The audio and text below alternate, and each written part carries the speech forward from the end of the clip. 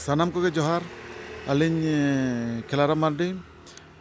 Teheny jahan nuku masa army kola abo Baripada khon Dili dharit ko taram teko chalak kana. No abo Mayurbhanj disom mitang alag disom benaw lagat rajyo benaw lagat nuku jahan kami hora ko sat ka. Asai ali nitok dharit tena noy Mayurbhanj ko cross ya.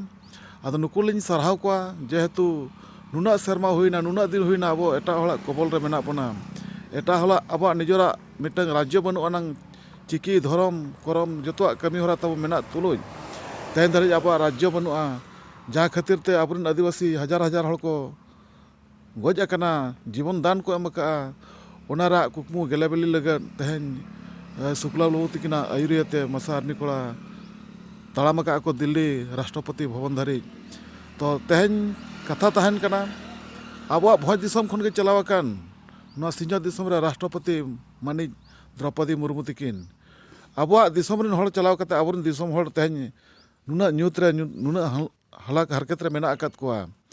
To aso ale joto hol koge aburin hol koge je abu hol ge jehetu hande dulub akanai Dili re Rashtrapati lekate uni noa kukmu tawai gelebili ochoya are sari ochoya mente.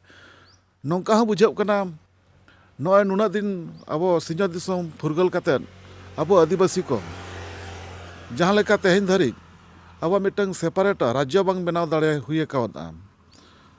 Jodi hon benaw kana abo adivasi ko lagan joto hol gebon badaya Jharkhand state onde do abo chiki bai chaluk kana abo rol ge bai gapan kana. Ona adi kata hon bar bon ra homoria menkan okoy abun hol golo sopot rege banuk kwa. Ona khatir tehen dharit Jharkhand rajyo benaw akan dia menkan abo adivasi do ona baksa bon go ka chabi kathi do etak koko sab ka. Jahan leka gari hapa sab kate ko enej ya onka ge abo do enej ochok kana.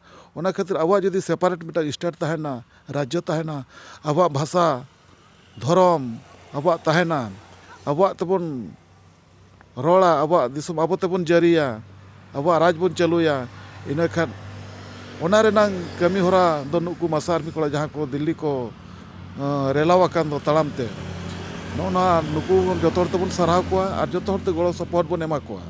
Onage aling pahta sed khon ar abo noa bhoj disom re jahan ge ar bangma noa sinjot disom re jahan tinag adivasi menak bona nuku joto hor te unku bon sarhaw koa ar golo support bon ema koa. Onage aling pahta sed khon ho nehor tahen kana ma enkhan